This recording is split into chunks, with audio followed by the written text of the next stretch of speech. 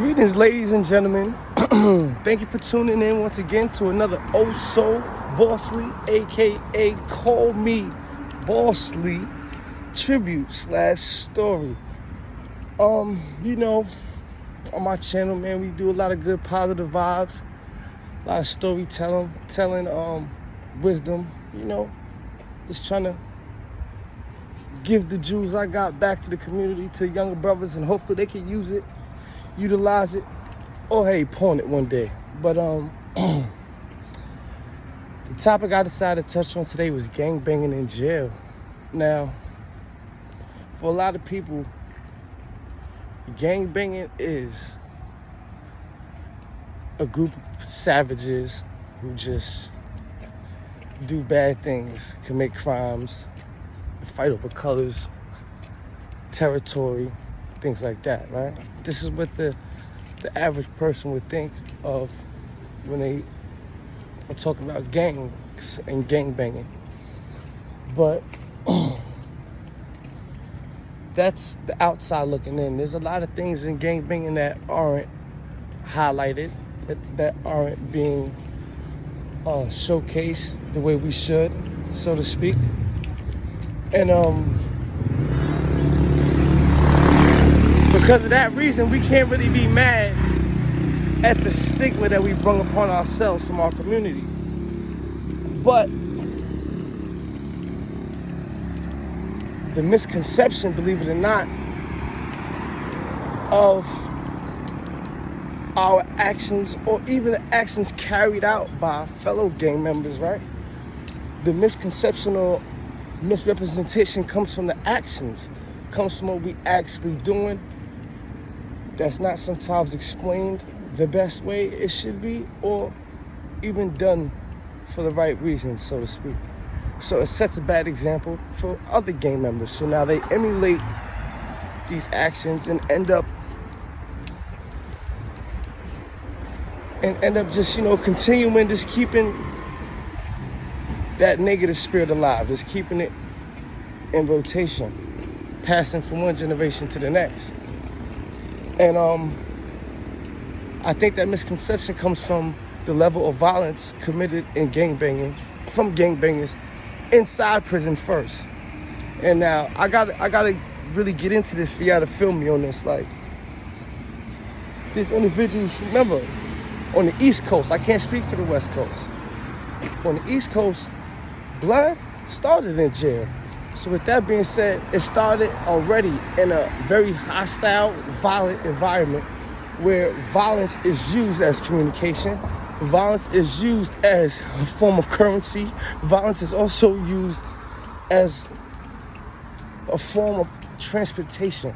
And I say that because there's dudes that's just trying to get closer to home, who pop that bottle to get the fuck out that jail and get closer to home. But now, just follow me for a second, child. Now you got a bunch of dudes who don't know no better. They have no guidance in the world. And looking for that camaraderie, looking for that big brother figure, that father figure, looking for that missing thing in his life. Some people gravitate towards gangs for different various reasons. So now when they live in an environment like that and they see that violence, but they're not the smartest. They didn't do a long time. They didn't really understand what was going on. They come home and they emulate what they think they understood. They emulate what they think is supposed to be happening. So now they come home, and instead of being real right, they start being real wrong. Now he got his weight up, he's healthy, he got a glow. He makes other misguided people gravitate towards him as well.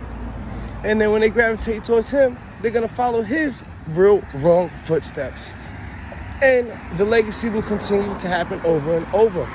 Now, but what people don't understand is the level of violence that carries on from the gangs in prison are sometimes very much necessary. Now, to understand this, you gotta know, like, in jail,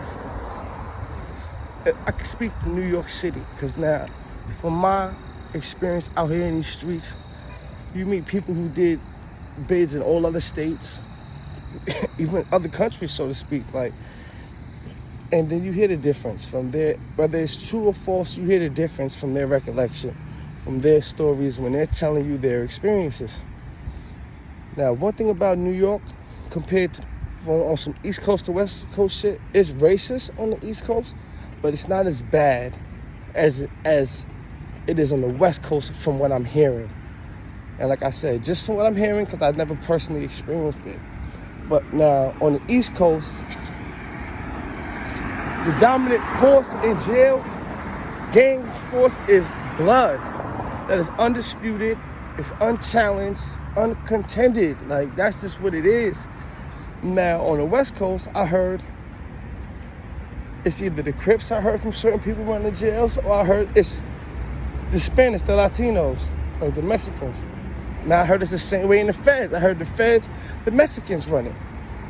So, but now in New York, being that blood is the dominant force, 9 times out of 10, blood is going to be running in any jail you land in. And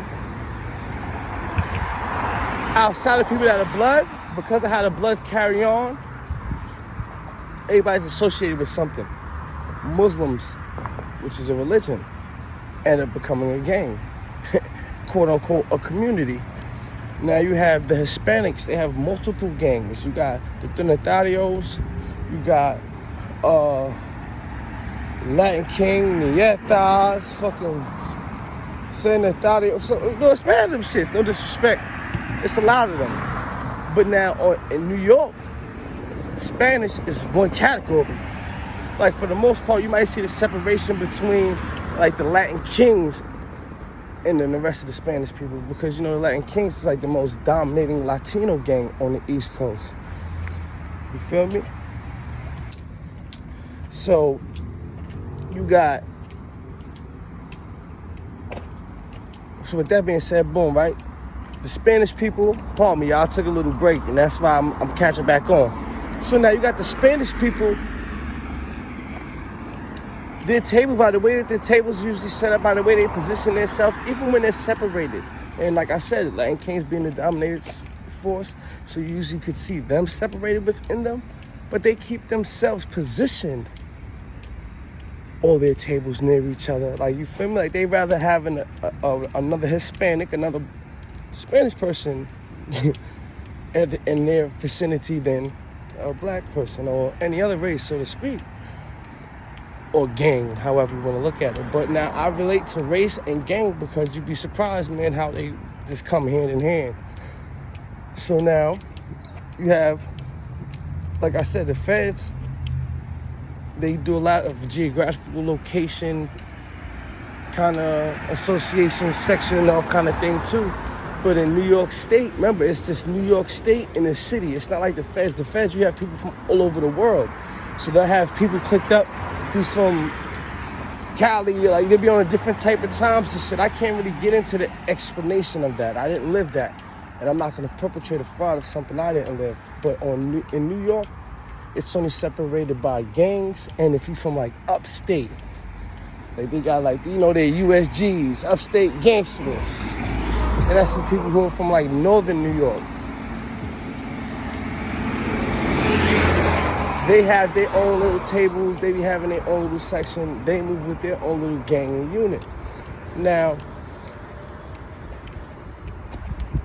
because of how everything is sectioned off and everything is teamed up, it's only a matter of time before, when a conflict ensues, it blows way out of proportion than it has to.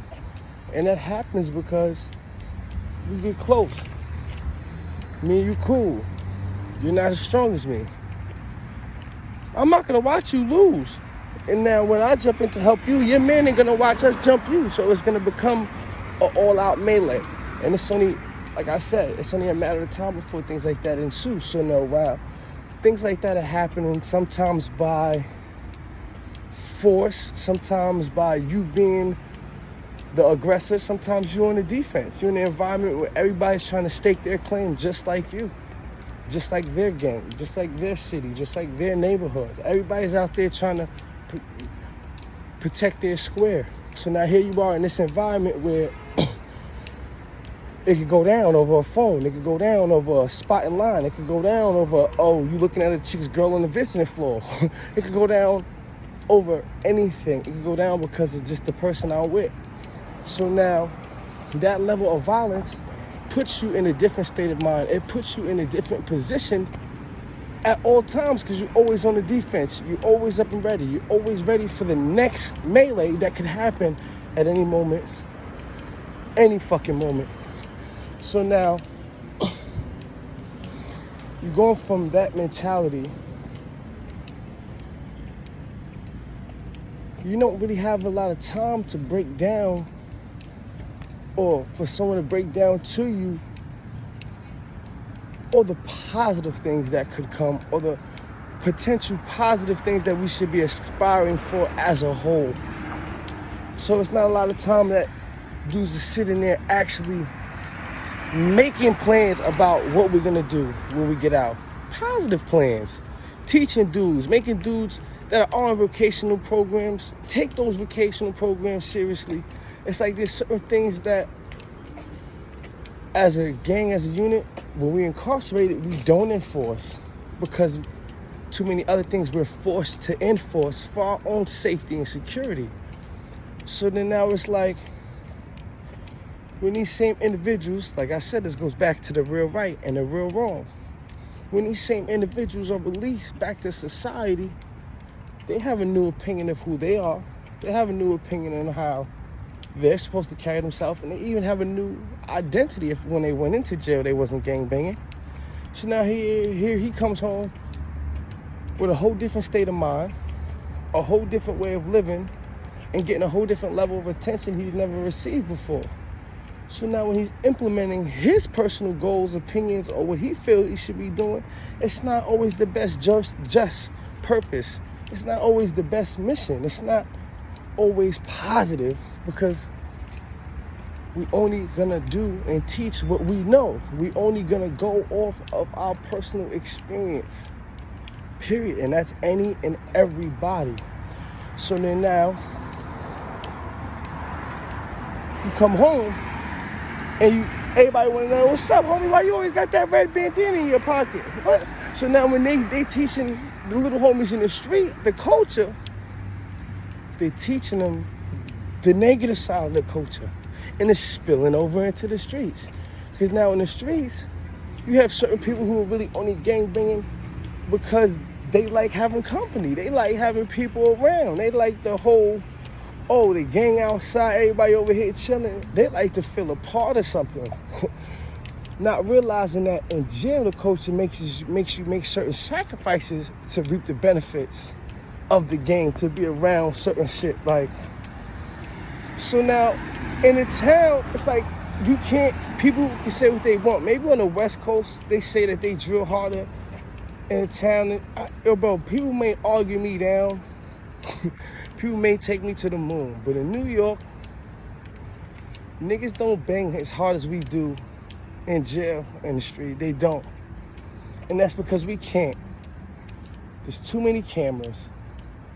We're policed harder than any fucking other city in the world. New York Police Department is serious fucking business. All right? Like, them niggas have so much manpower. Our city is heavily policed. If you don't live here, you'll never get it until you do live here. If you do live here, you'll never understand what I'm saying until you travel. But the fact of the matter is, like, yo, New York is not really a place to play like that. So now, perfect example, we let off a shot, oh, they go out. When that shot goes off, their response time is way faster than your average town. They coming. They might even already have a patrol unit who been spinning a block a fucking 2-3 blocks away. So as soon as he gets the call, he's there in 30 seconds. And now you're in an all-out chase. You feel me? It's different. So, of course, because of those things, niggas can't drill or can't shoot as freely as you see them do in the South, as freely as you see them doing it in Chicago. Look at the average police station and how many police officers that they dispatch each shift. It's not even compared to what one of our precincts are doing in a borough. You understand me, bro? So it's like, because of that, yeah, dudes don't really bang as much in the street on the East Coast on each other as far as like blood and crip and shit like that. Like, niggas don't be doing that shit. It happens more in jail, like, if you ask me. And it's because Everybody has something to prove. Everybody's trying to prove the sacrifice they're willing to make for their brother to be down. It's more like I said, I said it a million times in this video, man. You can never really compare gangbanging in the street to gangbanging in prison. And I stand on that 100%. I welcome anybody who disagrees with me on that.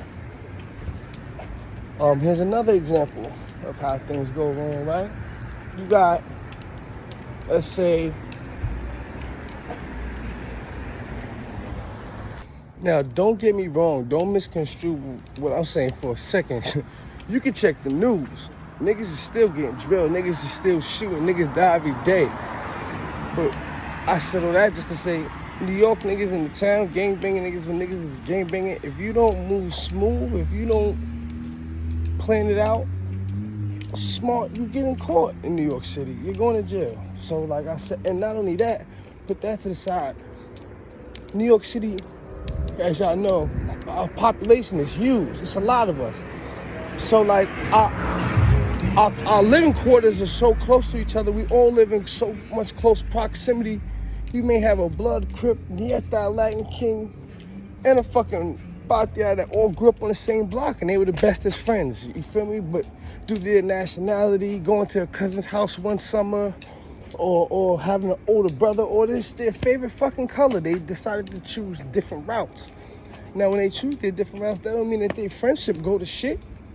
Nah, so with that being said, that happens a lot in New York City. So because of that too, also you don't see a lot of, you feel me, banging on each other in the street. When it happens in the street, it's happening more so over the disrespect or the reaction, the retaliation on some, oh, y'all moved on my man, we coming type shit.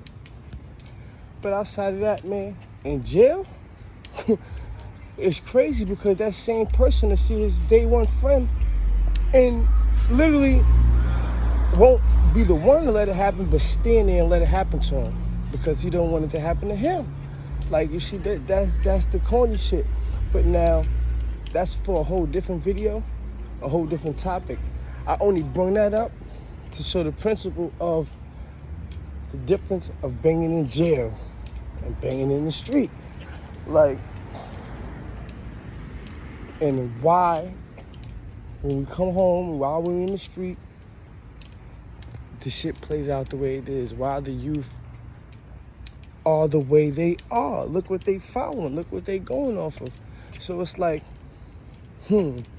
how hard you think this road of redemption is going to be if all of us, including myself, the older homies, because I'm getting up there, Scrap, and the homies older than me, how we look when we still showing that same negativity, including me. Look, I'm out here fighting on this shit. I ain't perfect, but you feel me?